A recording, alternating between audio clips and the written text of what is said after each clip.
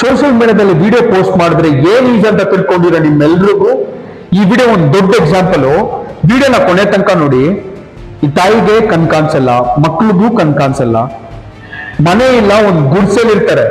ಒಂದು social influencer help ಇಂದ ವಿಡಿಯೋನ ಪೋಸ್ಟ್ ಮಾಡ್ತಾರೆ, ರಿಕ್ವೆಸ್ಟ್ ಮಾಡ್ಕೊಂತಾರೆ ಗೌರ್ಮೆಂಟ್ಗೆ, ನಮ್ಗೊಂದು ಜಾಗ ಮನೆ ಬೇಕು, ನಮ್ಮ ಮಕ್ಕಳಿಗೆ ಒಳ್ಳೆ ಫ್ಯೂಚರ್ ಸಿಗ್ಲಿ ಅಂತ. ಅದನ್ನ ಒಂದು ನ್ಯೂಸ್ ಚಾನೆಲ್ ರಿವೆರಿಫೈ ಮಾಡಿ ಅವರು ಆರ್ಟಿಕಲ್ ಬರೀತಾರೆ. ಅದನ್ನ ತಮಿಳ್ನಾಡು ಸಿಎಂ ನೋಡಿ ಅವ್ರಿಗೆ ಜಾಗನೂ ಕೊಟ್ಟು ಮನೆ ಕಟ್ಟಕ್ಕೆ ದುಡ್ಡು ಕೂಡ ಕೊಟ್ಟಿದ್ದಾರೆ. ಈ ವಿಡಿಯೋದಲ್ಲಿ ನೋಡ್ಬೋದು ಆ ಮಕ್ಕಳು ಮುಗ್ದಲ್ಲಿ ನಗು, ಖುಷಿ.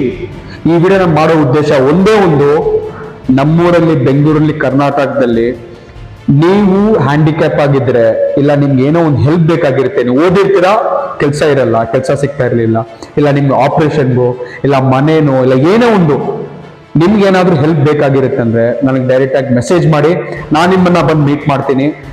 ಒಂದ್ ಚಿಕ್ಕ ಹೆಲ್ಪ್, ಒಂದು ವಿಡಿಯೋನ ಪೋಸ್ಟ್ ಮಾಡೋಣ. ಅದನ್ನ ಒಳ್ಳೆ ಮನ್ಸಿರೋರು ತುಂಬಾ ಜನ ಇದ್ದಾರೆ, ಅವರು ನಿಜವಾಗ್ಲೂ ನಿಮ್ಗೆ ಹೆಲ್ಪ್ ಮಾಡೇ ಮಾಡ್ತಾರೆ. ಗೌರ್ಮೆಂಟ್ ನ ಬಿಡ್ಬಿಡೋಣ, ಸೈಡಲ್ಲಿ ಇಟ್ಬಿಡೋಣ, ಅವ್ರು ಮಾಡ್ತಾರ ಮಾಡಲ್ಲ ಅದು ನಮ್ಗೆ ಬೇಕಾಗಿಲ್ಲ. ಆದ್ರೆ ಒಳ್ಳೆ ಮನ್ಸಿರೋರು ತುಂಬಾ ಜನ ಇದ್ದಾರೆ.